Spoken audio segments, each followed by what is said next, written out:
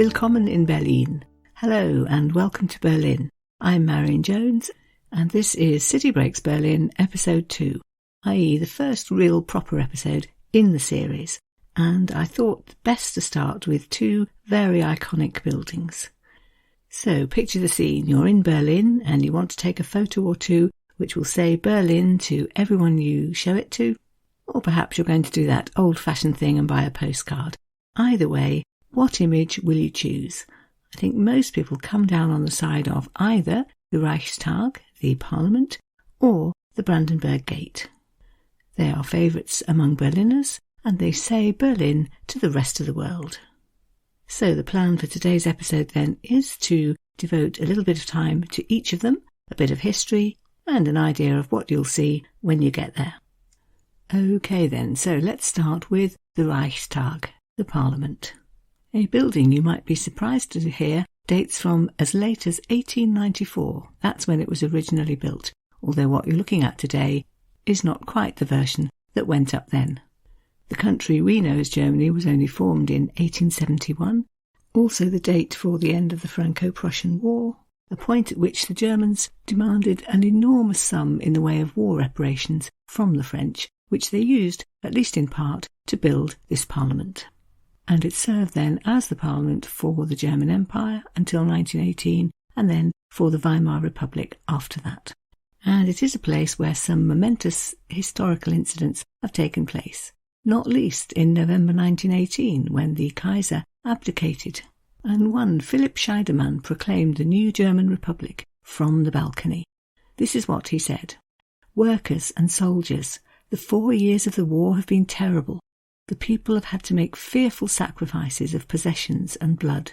This disastrous war is at an end. The murdering is over. The consequences of the war, the poverty and the misery, will still burden us for many years. Be united, faithful and dutiful. The old and rotten, the monarchy, has collapsed. The new may live. Long live the German Republic." The idealism of this new start didn't last very long. A mere 10 years later, in 1928, the National Socialists won 12 seats in the Parliament. They were still the smallest party at that point, but by 1933 they'd taken power and Hitler had assumed the chancellorship. At this stage they'd received only 33% of the vote, but then something happened which changed everything, and it's something with a lot of mystery attached to it. There was a fire, the Parliament was badly damaged, and Hitler pronounced, "This is a God-given signal. If this fire, as I believe, is the work of the communists, then we must crush out this murderous pest with an iron fist." An arrest was made. A Dutch builder called Marinus van der Lubbe was charged, tried and executed. In fact, decades later he was exonerated, and the National Socialists immediately introduced emergency powers, a decree abolishing freedom of speech, limiting gatherings, limiting the press, legalising phone tapping, arresting thousands of people, including a good number of the communist deputies due to take their seats in the Parliament. All of this then left the Nazis pretty free to do as they wished. Historians have been debating ever since what really happened. Did the Nazis instigate the whole thing as a power grab? And while you, like me, might be sitting there thinking, sounds pretty likely, they haven't been able to agree for sure that that was the case. I'll let the historian Peter Black summarise. "I would say," he wrote, "that van der Lubbe could not have started that fire alone, based on the evidence that is now available. It seems likely that the Nazis were involved, but you don't have anyone who can say, yes, I saw the Nazis." And I read an interesting account by the journalist Martha Dodd, who was the daughter of the American ambassador in Berlin at the time, and was being shown around by a party official. She asked him what had happened to the Reichstag, and got an answer which very much put her in her place and said that the National Socialists had no intention of explaining anything. "Young lady," she was told, "you must learn to be seen and not heard. You mustn't say so much or ask so many questions. This isn't America, and you can't say all the things you think." The Reichstag building was badly damaged in the war, Allied bombing first and then Soviet bombing in the Battle for Berlin when Stalin had ordered his troops to capture it. You may have seen a famous photograph of Red Army soldiers climbing up it and hoisting the hammer and sickle flag on what remained of the dome, the moment said to have signified the final defeat of Berlin and the end of World War II. The Parliament building then stood empty, and during the DDR years, when the two halves of Germany were completely separated and Berlin was divided, the Parliament building stood right on the border between East and West Berlin, unused with no access for either side. The West Germans moved their parliament to the city of Bonn on the Rhine. The East Germans built a new parliament, the Palast der Republik, on one of the city's main roads, Unter den Linden. But after the fall of the wall, where else but the Reichstag to hold the official German reunification ceremony on October the 3rd, 1990. And perhaps even more importantly, on the next day, so the 4th of October, in a hugely symbolic act, the Bundestag of the newly reunified German state met for the very first time, where else but here in the Reichstag. It took nearly another decade to get everything organised, but the Bonn government eventually transferred to Berlin. The Reichstag became the permanent home of the Bundestag, and the inaugural session was held on September the 7th, 1999. The building had been completely restored in a new design by the British architect Sir Norman Foster, which left much of the outside of the building quite recognisable, except for one big new massive change, the building of a huge glass dome to replace the original cupola. You can admire it from the outside, you can go in on a visit and climb up inside it and get a 360-degree view of the city, and perhaps more importantly, politically at least, you can see from there down into the debating chamber. The whole thing's about transparency, sending the message that there will be no more dark deeds done from this building. So let's move on to the idea of visiting. If you want to visit, you do need to book ahead. There's a quite easy to navigate online booking system. I'll put the address in the show notes. When you get there, expect the usual airport-style security, but after that, it's really dead simple. You can go on a guided tour. There are some in English, I think, or you can just take yourself round. So here's a little rundown of things to look out for. Of course, you'll want to see the actual plenary chamber, which is quite impressive. Semicircular, a grey interior, but lots of glass and light, blue seating, and certainly the thing you're most likely to notice as a decoration and an emblem at the front, an enormous silver single-headed eagle, the emblem of the Federal Republic of Germany. And the German flag too, which I noticed with my British eyes because I don't think we have the Union Jack anywhere near the inside of Westminster. I don't know why, and certainly in the German Parliament it is quite the focal point. Of course, you can only go into the plenary chamber on certain days, so if you really want to do that, you need to check in advance. For most visitors, I think it's the chance to climb up inside the dome that's the really attractive option. You can make your way all the way up to the top using a spiral ramp, and it's handy to get hold of one of the Parliament leaflets before you do, because then you can take it up and use it to view the whole of the city, spotting some of the 45 sites which are pictured on the leaflet and helpfully numbered with little explanations. So you'll be able to spot the Parliament Quarter, and then working round the Golden Dome of the Neue Synagoge, the new synagogue. Other things you might recognise include the TV Tower, Berlin Cathedral, the Brandenburg Gate and the Holocaust Memorial, and further over towards the west of the city, the Kulturforum, a huge mustard and white curved edifice, home to some of the big art galleries and the Berlin Philharmonic Orchestra. And then further west again, you'll see the Tiergarten with the Siegessäule, so the enormous victory column built in the centre. Quite a good thing to do actually on your very first day in Berlin to get your bearings. Although much of the outside of the building is pretty much as it was pre-war, the inside has been completely gutted and redesigned, which means that there's quite a lot of artwork to look out for, all of which has been very carefully thought about. Much of it specially commissioned to point to history, to act as a memorial, to send the messages about what the new German Parliament stands for. It's quite hard to know which bits you'll definitely see if you go on one of the guided tours, but I think a little summary of some of the main pieces will be interesting anyway.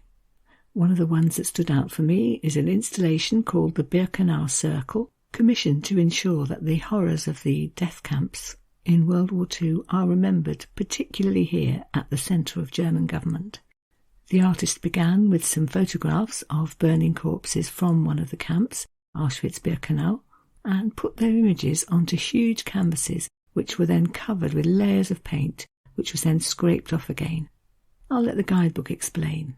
Quote, "Just as the recollection of this darkest chapter of German history is burned into the collective memory, so the photographs which evoke these horrors remain hauntingly present beneath the layers of paint and beneath the surface of the lives and memories of the generations that came afterwards." Another piece that stood out for me is a triptych called Life Above All Else, in which there are 3 main panels, and between them they have, I think it's 115 pale monochromed figures, all arranged in rows, and each one has one little splash of colour to represent their role, as the description put it, so maybe a farm implement or an old woman's headscarf. The guidebook explained that this was to represent what they called the sculpture mania in Soviet Russia, which spilled over into East Germany, and it's a work that as a whole portrayed the lack of individuality of the people who lived in those countries, just shown in rows and labelled for what they could contribute rather than for who they were. Another interesting thing to see is a section of tunnel which carried the heating pipes in the Reichstag before it was burnt, and it's rumoured that this is the way in for the arsonists. So it's placed there as a reminder of the fire and also as a memorial for Martin van der Lubbe, who was executed for arson, but who decades later was exonerated. There are also on display some sections of the original walls of the Parliament, which were found in 1945 covered with graffiti left by Soviet soldiers. So that too represents a particular moment in the history of the building.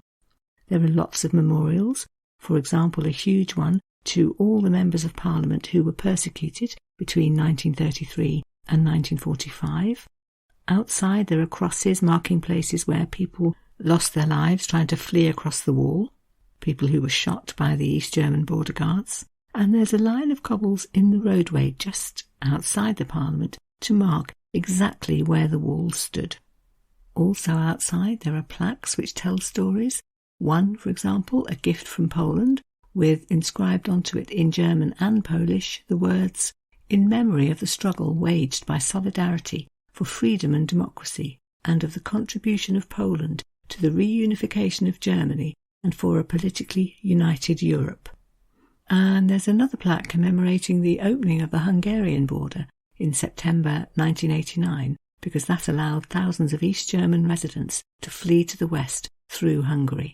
The inscription on that reads, "A sign of friendship between the Hungarian and German people for a united Germany, for an independent Hungary, for a democratic Europe." All these things are remembered in the Parliament, which is, of course, in its main purpose, the functioning heart of German government today in the 21st century. And you can easily understand why it's one of the most visited places in Berlin. Although the building I'm going to talk about in the second half of this podcast is equally famous, equally iconic, equally somewhere which you really should visit, and handily it's just up the road from the Parliament. And that, of course, is the Brandenburg Gate, or Brandenburger Tor, as the Germans call it. I think often it's the very first place to which visitors go, and actually that's quite a good idea, because not only does it scream Berlin at you and make sure that your first photos will make it clear where you are, it's also a good starting point in both directions for other places you're probably going to want to visit. Parliament and the Holocaust Memorial, a few minutes walk in one direction. It's almost at the entrance to the Tiergarten, so the big central city park, and down in an easterly direction, Unter den Linden, perhaps the most famous street in the whole of Berlin, the one with lots of buildings on it you're going to want to see, the Cathedral, Museum Island, and some lovely squares and palaces from the old days. So then, the Brandenburg Gate, what actually is it? At the risk of stating the obvious, it is a gate. Originally there were 18 gates into the walled city of Berlin. This is the only one still standing. And the monument you see here today dates from 1788, commissioned by one Frederick William II. and placed at the end of Unter den Linden, so the road in which his palace stood, so that he could drive from the palace through the archway and on into the Tiergarten for a spot of hunting, etc. More importantly, he saw it as, and I do love this phrase, a triumphal arch and a symbol of peace. I don't know if those phrases sound a bit contradictory to your ears. They certainly do to mine. So, if it was going to be in such a prominent place and have such meaning, it had to be a splendid edifice, and it was modelled indeed on the original gateway to the Acropolis in Athens, hence the 12 columns. And there are 5 different entrances to drive through, the central one being the biggest and most impressive. That one actually was reserved just for royalty. Other people had to drive through the side ones. And a description I read which summed it up read as follows: a simple, beautifully proportioned classical structure. Indeed, although it's not just the pillars I've described, it's topped by something called a quadriga, which I looked up and which apparently means a winged goddess driving a chariot pulled by horses. And she is, apparently, in another ironic phrase, the goddess of victory, bearing a symbol of peace. And the reason it's of such significance is really not actually what's there. It's more some of the things, some of the moments of history that have occurred there. So, for example, just a few years after it was put up, in 1806, Napoleon, who had just defeated the Prussians at the Battle of Jena, rode in triumph into their capital city, Berlin, through the Brandenburg Gate. He took a look at the quadriga, took a fancy to it, and immediately ordered that it should be dismantled and taken to Paris. And this was duly done. It was taken apart, packed into crates, and it disappeared from Berlin. The Lonely Planet Guide explained rather nicely what happened next. Quote, "After trouncing Prussia in 1806, Napoleon kidnapped the lady and held her hostage in Paris until she was freed by a gallant Prussian general in 1815. So yes, only 8 years after they'd taken it away, the Parisians were forced to give the quadriga back. A Prussian general, one Ernst von Pfuel, was dispatched to Paris to see that it happened. 6 wagons were organised to transport it, each drawn by, I read, 32 horses. I do question whether that can be right. And brought back to its rightful place in Berlin. Since this was seen as a moment of great triumph for the Prussians, they took the opportunity to take the goddess's staff away and replace it with a Prussian eagle, and with some oak leaves which symbolise victory, and an iron cross. They held a great victory parade, so the king and his generals rode down Unter den Linden and under the newly decorated gate, celebrating their victory. They also took the opportunity to name the square just to the east of the gate the Pariser Platz, so Paris Square, just so nobody could ever forget the Paris connection in all of this. And in a very nice touch, I read that the general who had rescued the quadriga, Ernst von Pfuel, and his family were granted the incredible honour of being allowed to drive from then on through the central archway, an honour which up until that point had been reserved exclusively for the royal family. As you would expect, the Brandenburg Gate features heavily in key moments of 20th century history. In 1933, for example, on January the 30th, the date that Hitler was appointed Chancellor, there was that evening a torchlight procession through Berlin, thousands of stormtroopers in their brown shirts, passing under the Brandenburg Gate to the presidential palace, where crowds were waiting to cheer Hitler and other high-ranking members of the Nazi Party. That was the first of many large-scale propaganda events which they held in central Berlin. The gate survived World War II but was badly damaged, bullet holes, explosion damage, etc. Only one of the horses' heads survived. It was taken down and put in a museum, in the Märkisches Museum in fact, and in the 1950s a replacement was made. The original plaster moulds were found, the quadriga was restored to its former glory, and something I found interesting to read was that this project was worked on by both the East and West German authorities, one of the last things they did together before the two Germanys went their separate ways. There was in the early days a Soviet flag placed on top of the Brandenburg Gate because it stood in the Soviet sector, but a bit later in the decade it was replaced with the East German flag, which flew there until the wall fell and the two Germanys were reunited. Following the erection of the Berlin Wall in 1961, the Brandenburg Gate remained just inside the eastern sector, so near to the wall that access on both sides was cut off. And so it became a symbol of divided Germany. During the 1980s, what the Germans call the winds of change began to blow, and there was a very significant event which took place right here at the Brandenburg Gate. And that was the day in June 1987 when Ronald Reagan came to town and made a speech with the gate as a backdrop. It's thought about 20,000 Berliners were there to hear him, but more importantly, it had worldwide coverage on television and radio. There were signs at this point that the Cold War was thawing a bit. President Reagan knew that he had quite a good relationship with Mikhail Gorbachev, the Soviet president, and he began to wonder whether he should push things a little. I've read that his speechwriters worked on this for a year, umming and ahhing about how far they could go, but on the day, President Reagan decided to go for it, and the line that everyone remembers from this speech is when he said, "Mr. Gorbachev, tear down this wall."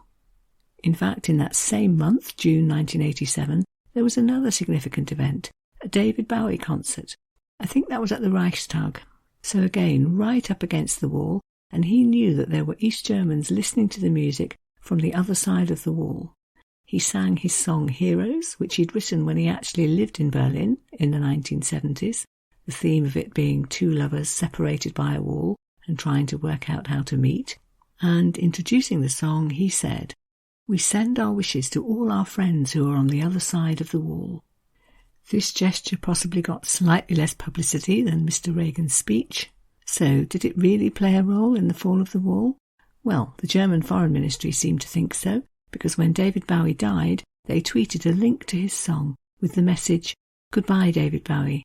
You are now among the heroes. Thank you for helping bring down the wall." And so, of course, because the Brandenburg Gate had been such a symbol of the division of Germany, it also became a symbol of its reunification. Reopening it was one of the very first things the German government did, as early as December 1989, so just a month or two after the fall of the wall. A ceremony was held there, 10,000 people came to watch, and the West German Chancellor Helmut Kohl walked through the Brandenburg Gate, something that had been impossible for nearly 30 years, to meet his East German counterpart on the other side. The opportunity was taken to restore the quadriga, something which, as so often in German history, was fraught with decision-making problems. I'll let Barney White-Spunner, author of Berlin, the Story of a City, take up the story. One particular advantage of the collapse of the GDR was that the quadriga goddess on the Brandenburg Gate could be returned to her original state. This poor deity and symbol of Berlin, who had been cast, stolen, hauled back, copied, bombed, and had her staff chopped up, was now returned to how she had been in 1815, when Schinkel, that's the architect, gave her an iron cross and a Prussian eagle. There was an inevitable debate as to whether she should be seen to carry these symbols of Prussian militarism, until it was pointed out that the Iron Cross was designed for those who had fought the French tyranny in the Napoleonic Wars, and that it was Ulbricht, that was the East German Chancellor, who had removed both it and the eagle. She quickly had them both returned and was rededicated on the 6th of August 1991. Another significant moment came in 1994 when the Allied troops, so the French, the British, the Americans, finally left Berlin. A ceremony was called for, and they paraded where else? Through the Brandenburg Gate. Chancellor Kohl made a speech thanking all the troops, in which perhaps the most memorable sentence was this one: "Today, as you leave Berlin, we can definitely say freedom has won." Today it's really a venue for tourists, a place to take your photos, and for Berliners themselves, a place for concerts or other big events.